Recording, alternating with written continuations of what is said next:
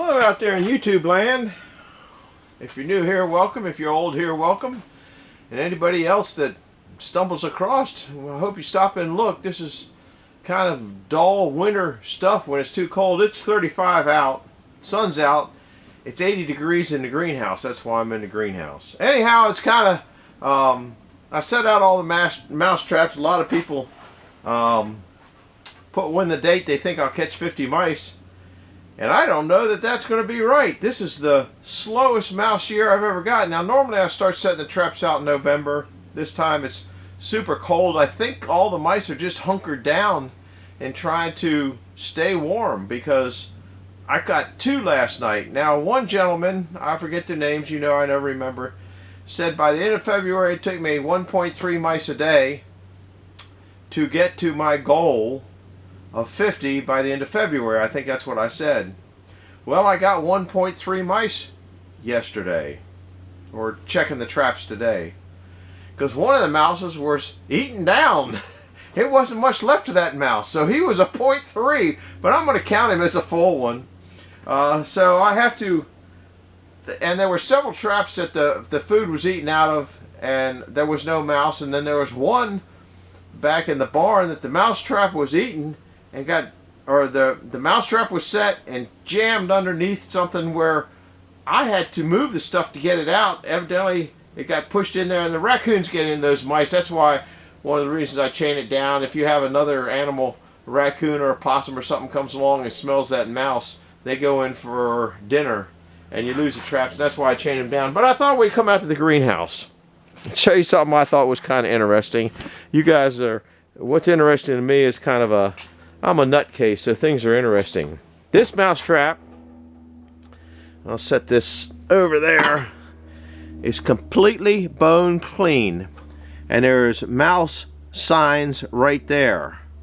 That's the second night in a row I've had that situation. Second night, that is one slick mouse. Oh, there's another mouse trap under there. I didn't even see that one. That one's clear too.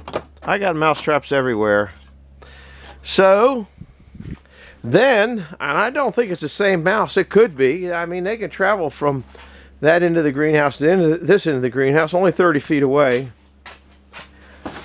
Okay, behind here, now there's no sign. Yeah, there's signs of mouse been there, right there. So I'm pretty sure it's a mouse, but I don't think it's the same one. But I even put, when I set these, I put stuff on the underneath, so if, you know, they go like, well, maybe that doesn't hit as much. Got me. Anyhow, I'm going to come, here's mouse traps. I'm going to set 2 of these more advanced ones out. Now, I'm not going to chain them down because it's in the greenhouse, and I don't think they'll go too far. But these seem to be a little bit better at catching the mice. And the other nice thing about it is the food ain't half eaten. It's generally all there. I can't get that to go. Oh, you know, I forgot to bring the peanut butter out. So I got to go get the peanut butter. I brought it out, and we'll be back in a little bit. But I just thought that was interesting. Completely nothing in there. But there's a mouse dropping. That thing nicked me. Oh, well, guess you get what you deserve. Most of the time, and you see how it's gnawed? Look at how the mouse trap's all gnawed off. Even some of these plastic ones are eaten in half. Yeah, there's one. There's number 24. These, I don't know why I'm saving them. The biggest problem that I had with these is this spike on the other side would come out. This is a more successful mouse trap. There's one where this piece here is gone. So I'll take that one off there when I feel like it and put them together. But the biggest problem with these traps is the secondary hook. And now I've tried pushing them through and having to come out and bend over. That's a good, no, see how it's up here? It's rusted now.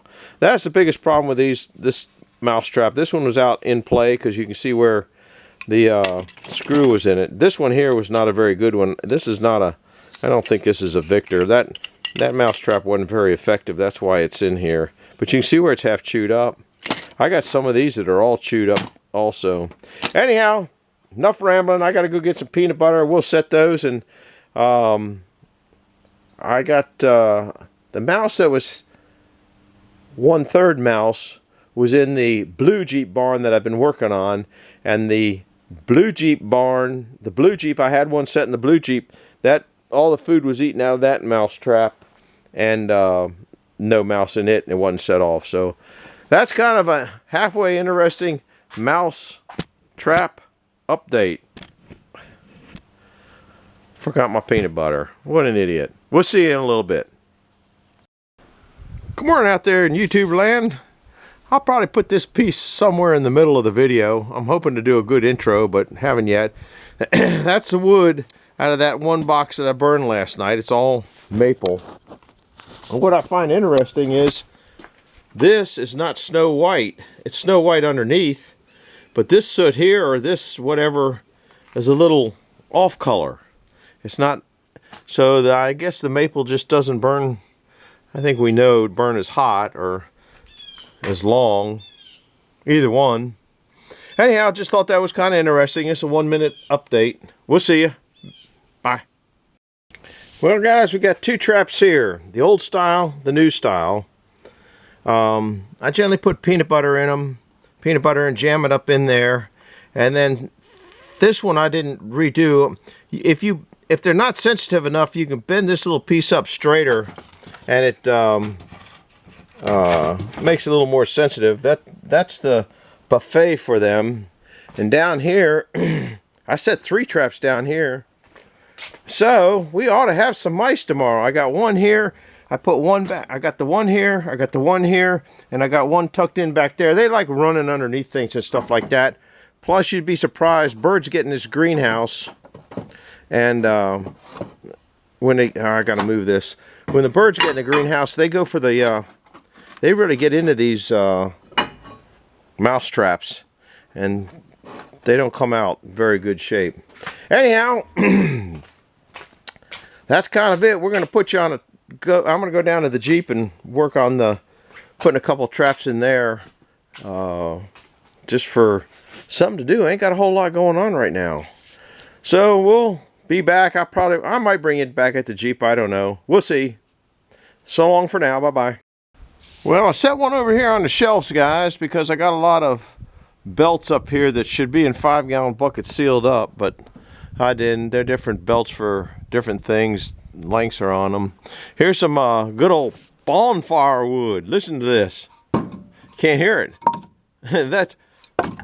That's about the driest wood that you'd ever find. This thing, look at this. I can hold it up by my little fingers. Anyhow, I got 2 in the Jeep over there and 2 behind the Jeep over there. And noticed, you know, the squirrels and the mice and all that stuff. I had a box down here with this. If you know what that is, you can leave a comment if you know what that is. And look at how they chewed the box up. The box is completely gone. Kind of frustrating. Anyhow, here's where the other 2 mouse traps are. Now, well, there's 2 back here. This is the one that I got 1/3 of a mouse on. There's some redness on it for some reason. I don't know why. Oh, I should cover that up. They like going under things more than that. Anyhow, and then I got 2 in here. I put another one in here.